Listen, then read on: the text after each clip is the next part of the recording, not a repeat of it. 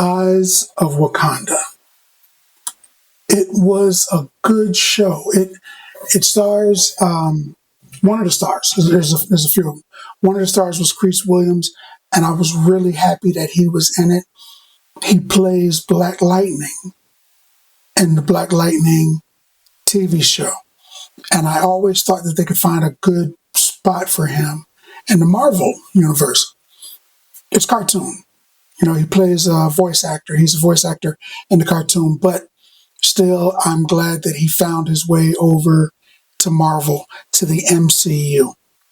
Eyes of Wakanda is a story about the Wakandan war dogs, their sleeper cells. I'm going to butcher this name, but I'm going to try to say it correctly. They are called the Hatut Zarzi. Hatut Zarzi. I think that's correct. It's probably wrong. Correct me in the comments if I made a mistake. But they're the war dogs. They are the sleeper cells. They are Wakanda's version of spies. They go around the world and they do spy stuff. They're not so much Charlie's Angels. They're more James Bond. They've got high-tech stuff. They go out and they perform missions for Wakanda, primarily retrieving any lost vibranium. Their belief that is if it gets out in the world, then the world will become a considerably more dangerous place. So they send agents out, sometimes one, sometimes two, whatever, and their mission is to retrieve vibranium. And the very first mission that they show, though, it's to retrieve a previous war dog who's gone out into the world, and he's seen the world, and you want him to come home once he's seen Gay Perry. He's seen the world, and he doesn't, it's too big for him. He wants to stay out in the world. In fact, he wants to rule it.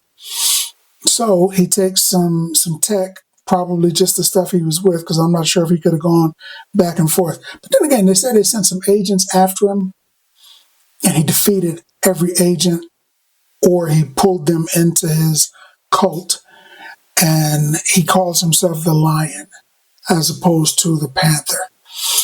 And that was good. I like that. I like the very first, because it's a series of episodes. It's 4 episodes. I like that one perhaps the best, because it gave you an idea of what a Wakandan warrior would be if they took some of the tech, not even a lot, just a little bit of the tech, out into the world. And he probably could have done exactly what he said and conquered everything. Who knows? But yeah, so that was good. Like I said, they had 4 episodes. They give us a peek at Wakanda's very last Black Panther. Way in the future, but they traveled to the past to correct a wrong. The entire thing was good, and it was agents through different time periods to give you an idea the length of time that Wakanda has had their own world. One guy met Achilles, which was kind of cool that they did that. It's a really good show. It gives you an idea of a look inside of Wakanda. Foreign eyes aren't supposed to be able to look in there, but in this episode, in this series, you get a peek inside of Wakandan culture, and it was great. Also terrifying, because they're right. If that technology was to seep out into the world, the way the world is, there's no telling, how many dictators and evil people would get a hold of that and just try to do whatever. Genocide, trying to conquer the world, inviting foreign agents from other dimensions or outer space to Earth, or who knows what they would do with that kind of technology. And when man was still throwing spears and using bow and arrows and rocks, I'm pretty sure Wakanda had like teleporters. They definitely had vehicles, so they've always been a couple hundred years in advance of the rest of the world, at least a couple hundred years, in some cases more. I enjoyed the show, and the show brings us full circle. It goes back to what we know as a modern thieving, a modern theft, a modern jacking of Wakandan tech, plus Wakandan vibranium with Killmonger. It brings us all the way back to that one pickaxe that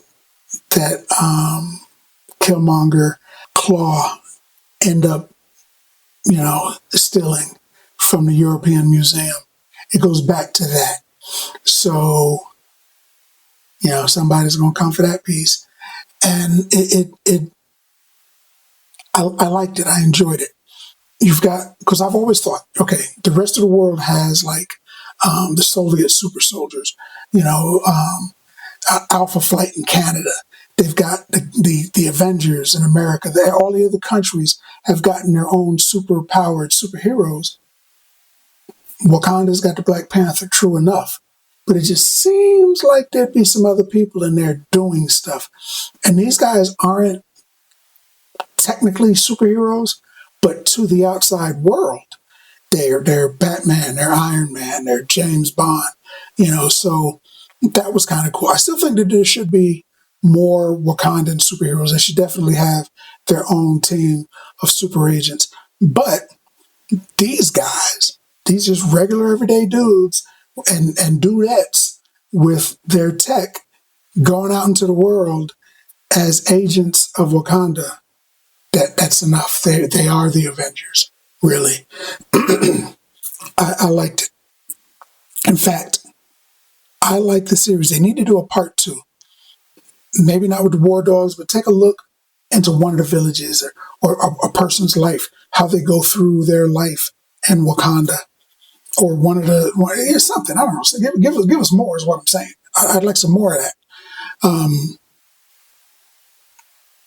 But I enjoyed it. They have Iron Fist in there. The first female Iron Fist. I want to say her name right. Jonah Zhao, the first female Iron Fist, and that was good too. They wove that mythology into the Wakandan mythology effortlessly, because the Iron Fist is actually called the Immortal Iron Fist because there's always an Iron Fist. Even if one dies, another dude or dudette takes their place and becomes Iron Fist. So the Iron Fist is immortal. So they've been around for centuries. And that was kind of cool that they did that. I enjoyed it. But I enjoyed Eyes of Wakanda so much that I would give him 7 bags of popcorn. 7 bags of popcorn. Because that's what I think about that. More importantly, what do you think about that? Now that you had a chance to look at the video, let's talk about it some more in the comments. And as always, if you like the video, if you like the content, subscribe. And then like.